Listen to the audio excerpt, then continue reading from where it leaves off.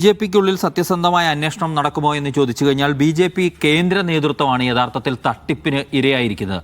അതുകൊണ്ട് കൂടി ബിജെപിയുടെ കേന്ദ്ര നേതൃത്വം അവർക്കായി ഓഡിറ്റ് നടത്തുന്ന ആളുകൾ ഇതിനെക്കുറിച്ച് ഗൗരവത്തിൽ കണ്ടതിൻ്റെ ഫലമായിട്ടാണ് ഇത്രയെങ്കിലും വിവരങ്ങൾ അല്ലെങ്കിൽ തട്ടിപ്പിൻ്റെ വിവരങ്ങൾ പുറത്തു വന്നത്.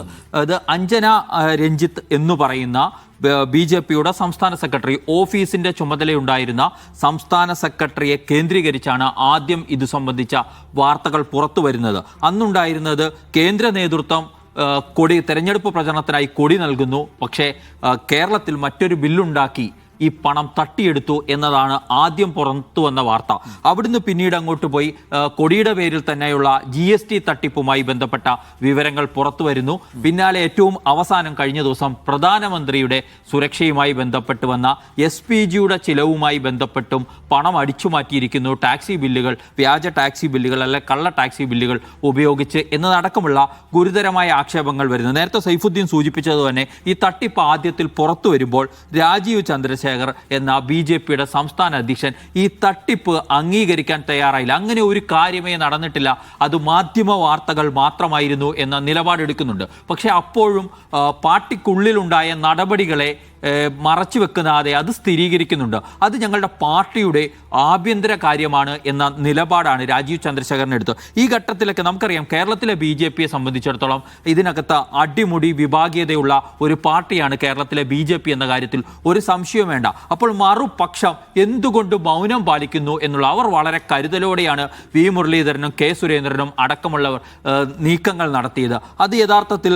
കോർ കമ്മിറ്റിയിലേക്ക് എത്തുമ്പോൾ അതൊരു പൊട്ടിത്തെറിയിലേക്ക് എത്തുന്നു. കോർ കമ്മിറ്റിയിൽ സംസ്ഥാന നേതൃത്വത്തിനെതിരെ ചോദ്യങ്ങൾ ഉയരുന്നു. ആ ചോദ്യങ്ങൾ എങ്ങോട്ടാണ് ചെന്ന് കൊള്ളുന്നത് എന്ന് വെച്ചാൽ രാജീവ് ചന്ദ്രശേഖരൻ എന്ന BJPയുടെ സംസ്ഥാന അധ്യക്ഷൻ്റെ ഏറ്റവും അടുപ്പക്കാരനായ ജനറൽ സെക്രട്ടറി അടക്കമുള്ളവരെ ചോദ്യമുനയിൽ നിർത്തുക എന്നതിലേക്ക് V മുരളീധര പക്ഷം കാര്യങ്ങളെ കൊണ്ടുപോകുന്നുണ്ട്.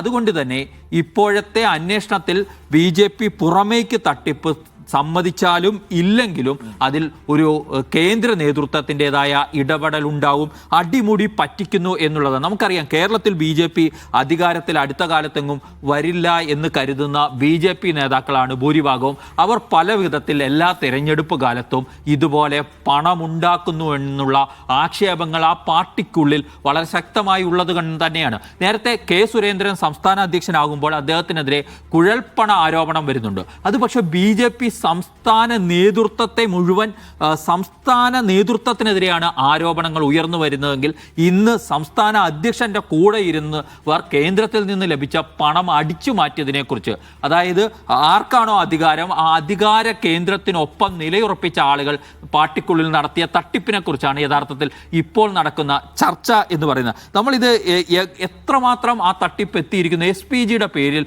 എത്ര 5029 കിലോമീറ്റർ കേരളത്തിൽ ഓടി എന്ന് പറഞ്ഞിട്ടാണ് പണം ടാക്സി എഴുതി വാങ്ങിയിരിക്കുന്നത്. അതായത് കേരളത്തിൽ ആ സമയത്ത് മാർച്ച് 30-നാണ് പാലക്കാട് പ്രധാനമന്ത്രി വരുന്നത്.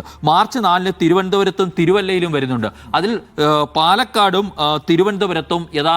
തിരുവല്ലയിലും യഥാർത്ഥത്തിൽ പൊതുയോഗം മാത്രമാണ് നടന്നിട്ടുള്ളത്. ഇനി തിരുവനന്തപുരത്താണെങ്കിൽ 1 കിലോമീറ്റർ ആയിരുന്നു മോദിയുടെ റോഡ് ഷോ ഉണ്ടായിരുന്നു. അത് വെച്ചിട്ടാണ് ഈ തട്ടിപ്പ് ആ പാർട്ടിക്കുള്ളിൽ നടത്തിയത് എന്ന് ഓർക്കണം. അതായത് എങ്ങനെയാണ് തങ്ങളുടെ പാർട്ടിക്കുള്ളിലെ പണം പോയത്. ഇപ്പോൾ എന്താണ് സംഭവിക്കുന്നത്? ഇതിനോടൊപ്പം തന്നെ മറ്റ് ചില വിഷയങ്ങൾ കൂടി ആ പാർട്ടിക്കുള്ളിൽ സജീവമായ ചർച്ചകളിലേക്ക് എത്തിച്ചേരുന്നു. അതിലൊന്ന് ചാക്കിൽ കെട്ടി തൃശ്ശൂരിൽ പണം കൊണ്ടുവന്നു എന്നുള്ളതാണ്. ആ പണം എങ്ങോട്ട് മാറ്റി എന്ന് ചോദിക്കുന്നത് കോർ കമ്മിറ്റിയിൽ മറ്റൊരു കോർ കമ്മിറ്റി അംഗമാണ്, ഗോപാലകൃഷ്ണൻ. അപ്പോൾ ഇതിനകത്ത് തട്ടിപ്പ് എത്രത്തോളം പോയി എന്നുള്ളതാണ് യഥാർത്ഥത്തിൽ ഇപ്പോൾ സംഭവിച്ചിരിക്കുന്നത്. നേരത്തെ BJP നേതൃത്വം തെരഞ്ഞെടുപ്പ് പ്രചരണത്തിന് വേണ്ടി കള്ളപ്പണം എത്തിച്ചു എന്ന ആക്ഷേപങ്ങൾക്കപ്പുറം ഇപ്പോൾ കേന്ദ്ര നേതൃത്വം, നമുക്കറിയാം കേന്ദ്രം ഭരിക്കുന്നത് BJP ആണ്.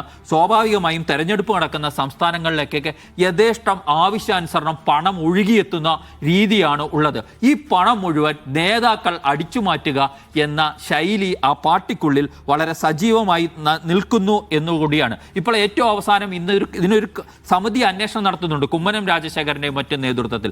ഇന്ന് ഈ തട്ടിപ്പിൽ ആരോപണ വിധേയരായ 2 പേരെ വിളിച്ചു വരുത്തുന്നുണ്ട് മാരാർജി ഭവനിലേക്ക്. അവിടുത്തെ 3-ാം നിലയിൽ വെച്ചായിരുന്നു ഇവരുടെ മൊഴിയെടുപ്പെന്നോ തെളിവെടുപ്പെന്നോ നടത്താവുന്ന പ്രക്രിയ. അവിടെ CCTV ഓഫ് ചെയ്തു വെച്ചു എന്നാണ് ഏറ്റവും അവസാനം പുറത്തു വന്നിരിക്കുന്ന വാർത്ത. അത് സംഘപരിവാർ സഹയാത്രികരായ മാധ്യമപ്രവർത്തകർ അടക്കം നൽകുന്ന, അവരൊക്കെ സ്ഥിരീകരിക്കുന്ന വാർത്തയാണ്. ആലോചിച്ചു നോക്കൂ, ആ പാർട്ടിക്ക് ഇപ്പോഴും പഴമൊഴിയുണ്ട്.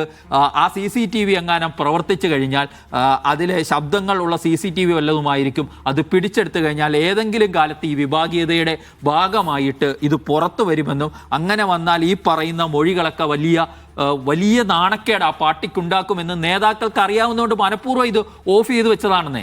അത്തരം ഒരു അവസ്ഥയിലേക്ക് രാജ്യം ഭരിക്കുന്ന BJPയുടെ കേരള ഘടകം എത്തിച്ചേർന്നിരിക്കുന്നു. വിഭാഗീയത മാത്രമല്ല, അടിമുടി തട്ടിപ്പും ആ പാർട്ടിയിൽ വരുന്ന പണവും ഉപയോഗിച്ച് സുഖലോലിപരായി ജീവിക്കുക എന്നിടത്തേക്ക് ഒരു വിഭാഗം നേതാക്കൾ എത്തിച്ചേർന്നിരിക്കുന്നു. അതിനെയൊന്നും തടയാൻ സംസ്ഥാന അധ്യക്ഷനായ രാജീവ് ചന്ദ്രശേഖരന് കഴിയുന്നില്ല. യഥാർത്ഥത്തിൽ രാജീവ് ചന്ദ്രശേഖരൻ ആ പാർട്ടിയിൽ ഇപ്പോൾ പ്രതാപശാലിയാണ്. കാരണം അദ്ദേഹത്തിന്റെ കാലത്ത് മാത്രമാണ് 3 MLA-മാർ കേരള നിയമസഭയിൽ എത്തിയിട്ടുള്ളൂ. പക്ഷെ അതിന്റെ പവർ എടുക്കാൻ അദ്ദേഹത്തിന് ആ പാർട്ടിക്കുള്ളിൽ കഴിയാത്ത വിധം കൂടെ നിന്നവർ അദ്ദേഹത്തെ വഞ്ചിച്ചിരിക്കുന്നു എന്നതാണ് ഇപ്പോൾ സംഭവിച്ചിരിക്കുന്നത്.